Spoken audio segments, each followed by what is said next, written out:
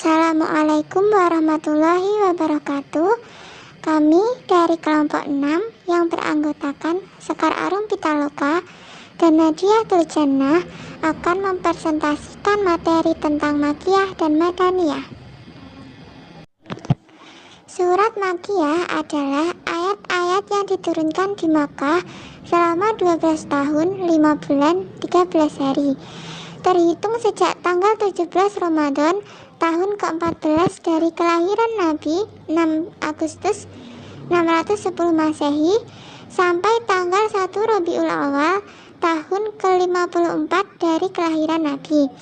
Sedangkan surat Madaniyah adalah ayat-ayat yang diturunkan sesudah Nabi Muhammad hijrah ke Madinah selama 9 tahun, 9 bulan, dan 9 hari terhitung sejak Nabi hijrah ke Madinah sampai tanggal 9 Zulhijjah tahun 63 dari kelahiran Nabi.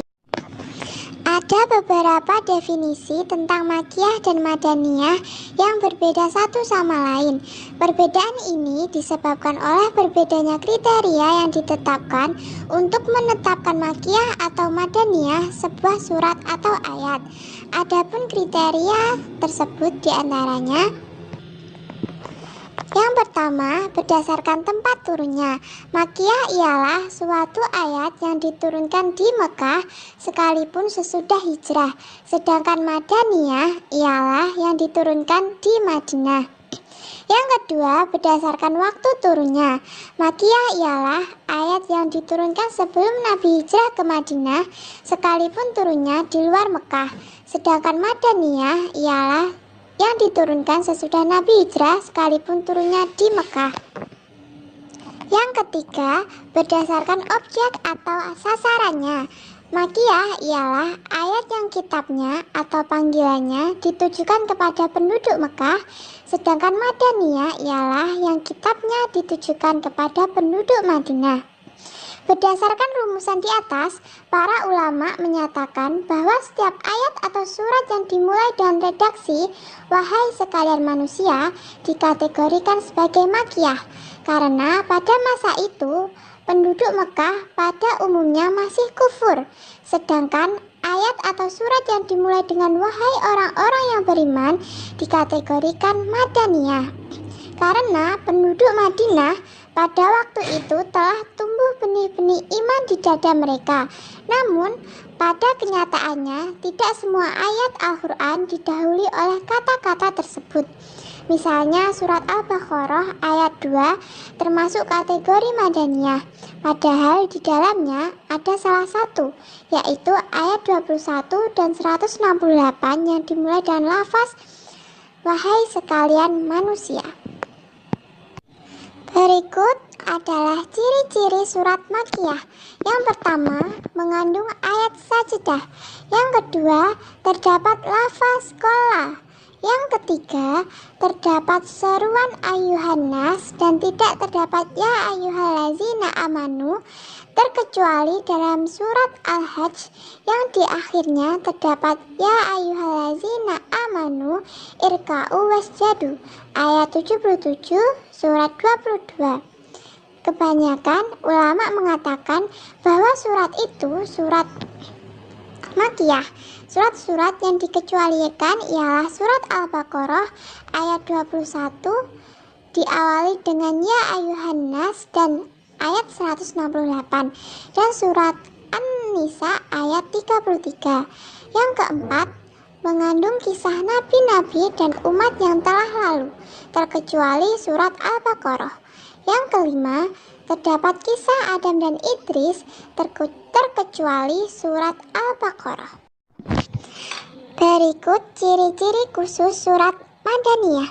Yang pertama, di dalamnya terdapat izin berperang atau ada penerangan tentang hal perang dan penjelasan tentang hukum-hukumnya. Yang kedua, di dalamnya terdapat penjelasan bagi hukuman-hukuman tindak pidana, faraid, hak-hak perdata, peraturan-peraturan yang bersangkut paut dengan bidang keperdataan, kemasyarakatan, dan kenegaraan. Yang ketiga, di dalamnya tersebut tentang orang-orang munafik, kecuali surat Al-Ankabut yang diturunkan di Mekah. Yang keempat, di dalamnya didebat para ahli kitab dan mereka diajak tidak berlebih-lebihan dalam beragama, seperti kita dapati dalam surat Al-Baqarah, An-Nisa, Ali Imran, At-Taubah, dan lain-lain. Berikut macam-macam surat Maki dan Madani. Yang pertama, surat-surat Al-Maki.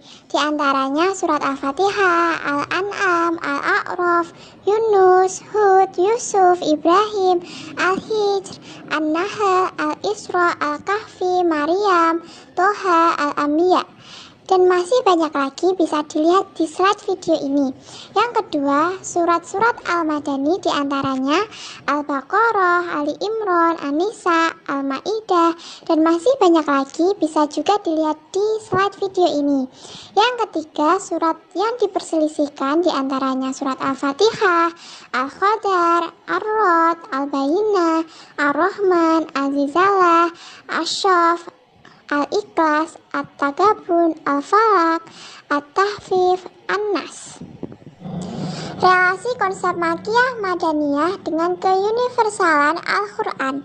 Para ulama membagi turunnya Al-Quran dalam dua periode, yaitu periode Mekah dan periode Madinah. Dilihat dari segi kondisi masyarakat serta tuntutan Al-Quran terhadap mereka, maka turunnya Al-Quran dibagi menjadi dua bagian. Yang pertama, turun tanpa adanya sesuatu faktor atau sebab yang melatar belakanginya. Dalam hal ini, ayat itu turun sebagai wahyu Allah Subhanahu wa Ta'ala yang merupakan hidayah bagi umat manusia. Yang kedua, turunnya dengan suatu sebab tertentu, baik berupa pertanyaan ataupun peristiwa yang memerlukan pemecahan yang mendesak. Dengan kedua cara itulah Al-Quran turun secara berangsur-angsur, terkadang 5 ayat atau 10 ayat dan ada kalanya juga berupa satu surat yang panjang. Subi Asy-Syalih menjelaskan bahwa turunnya Al-Quran dengan cara berangsur-angsur itu mempunyai hikmah, yaitu satu, sesuai dengan situasi dan kondisi masyarakat. Yang kedua, memberikan jawaban dan penyelesaian masalah yang tepat pada saat yang diperlukan.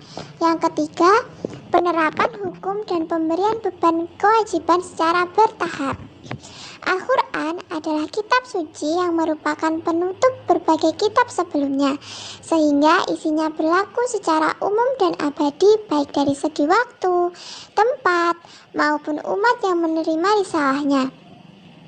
Adapun tanda-tanda keuniversalan Al-Quran diantaranya 1. Keaslian teks orang-orang beriman yakin bahwa ayat-ayat Al-Quran yang ada sekarang adalah sama dengan yang diucapkan oleh Nabi Muhammad SAW, karena setiap kali Rasulullah menerima wahyu, beliau segera menyampaikannya kepada para sahabat. Yang kedua, bahasa Al-Quran tetap dapat dipahami, yaitu menggunakan bahasa Arab. Yang ketiga, isi kandungan Al-Quran. Sekian materi tentang Makiyah dan Madaniyah, semoga bermanfaat. Terima kasih.